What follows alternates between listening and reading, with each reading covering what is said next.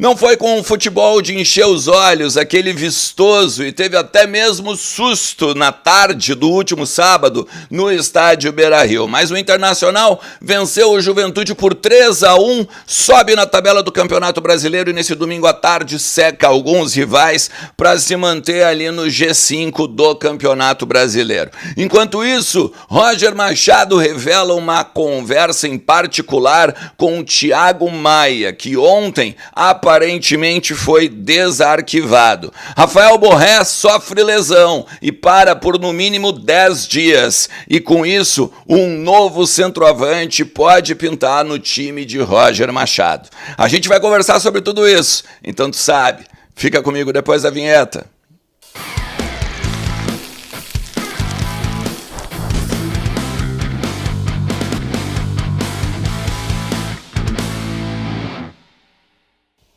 Fala Colorado, fala Colorada, como é que vocês estão? Tudo certo? Tudo beleza? Bora falar do Internacional e atualizar as informações do nosso clube, entender um pouquinho do que está acontecendo nos bastidores do Beira-Rio, também no CT Parque Gigante, na Morada dos Quero-Queros, a casa da nossa base lá em Alvorada. Tudo sobre o Internacional tu encontra nos conteúdos aqui do canal. Chega junto, seja muito bem-vindo, se tu é novo por aqui, se tu é recorrente, valeu pela parceria diária. Mas não esqueçam, deixam o likezinho ajuda pra caramba na disseminação do conteúdo, o compartilhamento também, seja nas redes sociais, seja nos teus grupos de WhatsApp, seja para os teus parceiros colorados, ajuda aí, que daí a gente vai levando cada vez mais aí o Internacional, os bastidores do que está acontecendo com o nosso clube para mais gente, beleza? Lembrando que kto.bet.br é a minha casa de apostas, ela pode ser a tua também, vai lá, te registra para dar uma brincada, te diverte bastante, bota uns pila no bolso na conta do sueco,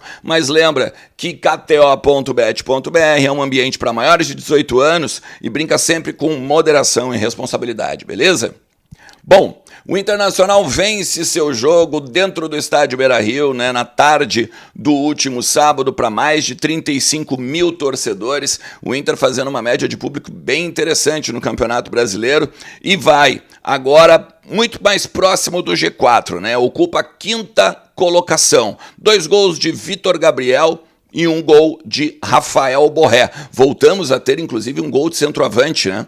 Ou um gol de atacante após aí, olha, Fortaleza. O último gol tinha sido contra o Cruzeiro. O próprio Rafael Borré e também o Ener Valencia. A gente tem o Fortaleza, o Palmeiras, o Grêmio, o Nacional e agora, então, contra o Juventude, a gente balança a rede de novo. Vamos botar a tabela do lado aqui, ó, porque o Inter está em quinto. O Inter sobe 7 posições na tabela, né? Vai perder, certo, porque um dos dois, pelo menos, quer dizer, não quer dizer, né? Pode perder, na verdade, porque é o seguinte, o Corinthians está com 7 e um jogo a menos pode passar por se vencer o Flamengo hoje no Maracanã às 4 da tarde. Depois tem Cruzeiro e Vasco, que também podem passar o Inter, e eles se enfrentam às 18h30 lá no Mineirão. Não, deixa eu ver, é no Parque do Sabiá, perdão, não é no Mineirão. E aí, o que acontece? Se empata Cruzeiro e Vasco, vão a 8, não alcançam o Inter. Se o Corinthians perde ou empata, também vai a 8, não alcança o Inter. Então o Inter ficaria em quinto. E tá ótimo, né? Tá maravilhoso nesse sentido. Mas se 2 vencerem, né? Seja Vasco ou Cruzeiro ou Corinthians, o Inter cai para a 7ª colocação. Neste momento, ainda lembrando que o Palmeiras também tem um jogo a menos, né? São 9-13, são 4 pontos aí de diferença pro líder, o Palmeiras, o time de Abel Ferreira. Só que o seguinte, né, cara? O jogo, ele começa com um susto. Mais uma vez o Inter entra meio que desligado, meio com o pé mole. Ali uma falha coletiva da zaga, né? Vem nas costas do Natan, depois o Vitor Gabriel erra, o Vitão também erra na cobertura, deixam o Gilberto e o ataque do Juventude extremamente confortável para tocar e aí só empurrar para a rede, né? Vencendo o Antony. Torcida na hora, né? Ficou meio assim, tipo, pô, não tô entendendo nada. Mais uma vez a gente vai ter que pegar e buscar um resultado, né? Que conseguimos. Ainda com 2 bolas paradas, né? 2 gols do Vitor Gabriel, 2 testaços, né? Assistência do Alan Patrick, inclusive, cobrança de escanteio. Mas o seguinte, né, gurizada? Vale lembrar, a gente não joga bem porque a gente perde o meio campo no início do jogo, né? a gente tem... quem está no estádio vê mais amplo, né, o jogo. Então, o Roger abriu um 4-1-3-2. O Alan Patrick estava muito mais próximo do Ener Valencia. A linha de 3 tinha o Bruno Henrique centralizado, o Tabata pela direita e o Wesley pela esquerda. O 1 era o Ronaldo, no lugar do Fernando, que foi poupado. A gente vai falar sobre o Fernando daqui a pouco, tem bastidor. E aí a linha dos 4 defensores, né? Com o Natan, o Vitão, o Vitor Gabriel e o Bernabé. Só que daí é o seguinte, né, cara? O Ronaldo não tem a qualidade de passe e da saída de bola. O Tabata tinha que voltar.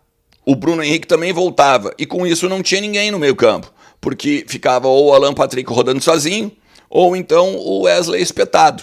Perdemos o setor, não conseguimos jogar. Por isso que precisamos jogar com a bola parada. Por isso que fizemos 2 gols de bola parada. A partir do segundo tempo, daí não.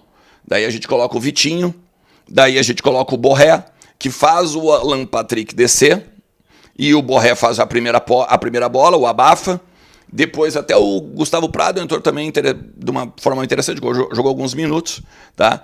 Mas aí a gente consegue jogar, a gente faz um abafa e mete o terceiro também numa bola parada, né? Vindo do escanteio, quando o Natan, inclusive, tem uma melhora no jogo. Ainda acho um lateral insuficiente, ainda tem que ver muito, né? Ele tem que subir muito de produção para ser um titular ou para ter uma possibilidade de renovar até o final do ano, por exemplo. Acho que tanto o Brian Aguirre quanto o Natan não são jogadores titulares do Internacional, precisa contratar um lateral esquerdo, um lateral direito ainda. Se tu pegar o outro lado, comparado com o Bernabé, ele é até ruim fazer essa comparação, né? Chega até a ser injusto com os dois. Mas cresceu o Natan ao longo do jogo e a gente acabou até tendo algumas jogadas interessantes pelo lado direito, principalmente quando o Vitinho entrou por ali. Daí o Roger falou, né, cara? Daí o Roger falou sobre algumas questões. A primeira delas, né, o Fernando. Lembra que durante a semana eu disse que o Vitão ele tinha sofrido uma torção num choque com o próprio Fernando no jogo contra o Nacional. E esse choque, além de ter o cuidado com o Vitão, o Fernando sentiu a batida. Então acharam prudente deixar ele descansando e fazer, além do descanso, também um trabalho específico para a questão da dor na musculatura. Provavelmente está em campo na terça-feira contra o Maracanã. Teoricamente, tá? Ainda não se sabe porque hoje o Inter está de folga. Amanhã o Inter se reapresenta, segunda-feira, e aí já concentra. O treino é de tarde e vai concentrar. O Roger, inclusive, falou sobre isso, né? Cara, eu vou dar uma folga para vocês, e aí vocês pegam, e na segunda-feira a gente se apresenta e concentra, para daí abrir, né, a cabeça. Domingo ninguém pensa em futebol, segunda-feira a gente volta e pensa no Maracanã e na Copa do Brasil, que é um jogo de mata. E os jogadores acharam, beleza, fechado. Então ainda tem que saber o treino de amanhã. Mas o Rafael Borré tá mal. Ele tem uma lesão muscular. Ele tem um determinado momento que a bola vem e ele estica a perna para encostar e ele, em vez de bater direto, ele até vai dominar. Não sei se porque sentiu a perna que ele domina, mas era uma bola para bater de primeira até. E aí ele sente, dá meio que uma titubeada, mas cai no gramado e não consegue. O que se fala é que é uma lesão no posterior da coxa, tá? É no tríceps femoral, ou no bíceps femoral. Deixa eu pegar minhas anotações aqui, ó, porque a gente tem, ontem mesmo lá no Beira-Rio, falando na zona mista, conversando com as pessoas que estão por ali, a gente já conseguiu fazer mais ou menos um diagnóstico, tá? E até esse diagnóstico ele é preocupante, porque é mais uma vez no mesmo lugar da lesão que ele teve no Campeonato Gaúcho. É uma lesão no muscular grau 1, no bíceps femoral da coxa direita. Ele faz exames agora nesse domingo e aí o diagnóstico na segunda para saber quanto tempo para. Mas uma tendência em cima dos médicos que nós falamos, né, do departamento médico, na zona mista, no off, tá? 10 a 15 dias. Ele volta, talvez, ali contra o Nacional do Uruguai. Perde agora essa saída que o Inter tem, né, ao longo dos próximos dias, depois do Maracanã, quando ele vai enfrentar, né, o Botafogo Corinthians, melhor dizendo, desculpa, Corinthians, Atlético Nacional, Botafogo e o Nacional do Uruguai. Tendência é que ele volte só no jogo, então, contra os uruguaios. Daí, o Roger, então, fala, a partir disso, porque ele é perguntado sobre o Borré, né? Ele fala que ele gostou do Wesley como centroavante, porque estava para entrar o Gustavo Prado justamente na vaga do Wesley pelo lado esquerdo, aí o Borré, ele lesiona, ele desloca o Wesley para frente e diz, cara, fica, não tem o que fazer. Sai o Borré, então, lesionado, e o Gustavo Prado joga pela esquerda com o Wesley ali. Não duvido, tá? Que daqui a pouco seja essa a função agora do Wesley. Porque ele diz, gostei da movimentação dele como 9, porque ele dá velocidade e consegue também fazer finalizações. Ainda que errou 2 gols que centroavante não pode perder, né? Praticamente cara a cara com o goleiro, ele tentou enfeitar e não deu. E uma outra ele domina em vez de bater também de primeira numa bola que ele recebe, e aí o zagueiro tem tempo de tirar. Mas é o seguinte, se o Roger confia, daqui a pouco a gente está vendo aí o Gustavo Prado pela esquerda, o Vitinho pela direita, ou daqui a pouco o Vitinho pela esquerda, o Tabata pela direita, enfim, porque o Carboneiro já está correndo ao redor do gramado, fazendo um trabalho já de recuperação depois da lesão muscular, mas ainda vai demorar um tempinho.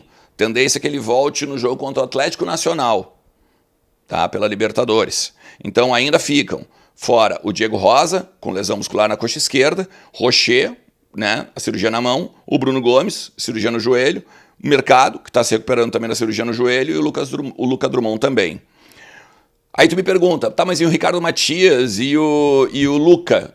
Aí o Roger fala também, né, o Ricardo Matias também teve uma torção, embora estivesse no Beira-Rio ontem, também não foi relacionado para o Sub-20, porque ele teve uma torção, está com um pouco de dor, e o Luca tem uma questão de um desconforto muscular.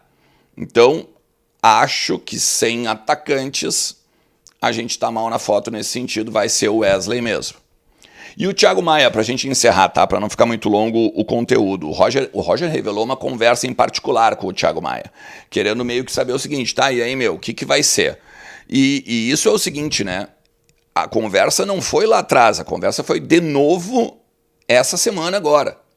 Porque ele até tá treinando, o Roger falou, não, ele tá treinando, tá indo bem e tal, tendo uma certa evolução, mas eu chamei ele e disse assim, e aí, cara, qual que vai ser? Posso contar contigo? Te coloco na parada de novo e tal, porque, seguinte, né, tu sabe que a fila andou. A gente falou que não era para tu viajar, a gente falou que tu tinha que conversar com teus colegas para eles entenderem por que tu fez tudo que tu fez, né? Porque o Inter não tinha autorizado ele a viajar e ele viajou, lembra? Eu falei aqui no conteúdo para vocês também, ó, lá atrás. Então, ele disse o seguinte, cara, eu tô aqui, eu quero jogar. E aí ele disse, não, mas tem o Bruno Henrique na tua frente, o Diego na tua frente, só que agora o Diego tá lesionado. Então talvez tu vá jogar. Então tu tem que estar preparado. A última vez que ele tinha jogado era contra o Fortaleza. E aí o Thiago pergunta pro Roger, tá, mas então pede pro Roger, me dá uns minutinhos aí então. E ele dá. O Roger gostou da movimentação. E a gente vai precisar desse cara, né? A gente não tem um segundo volante hoje. Mesmo que o Bruno Henrique tente se esforçar para recuperar a forma, e não só recuperar a forma, mas recuperar a questão técnica, a gente precisa de um segundo volante pro Bruno Henrique dar uma descansada. Assim como o Fernando descansou. Tá? Então, essas são as primeiras informações que a gente tem aqui no Domingão. Aproveita teu churrasco, aproveita tua família, aproveita quem tu gosta e a gente volta à noite com mais informações do Internacional, porque sempre tem muito para tratar do nosso Colorado por aqui. Um forte abraço. Tchau.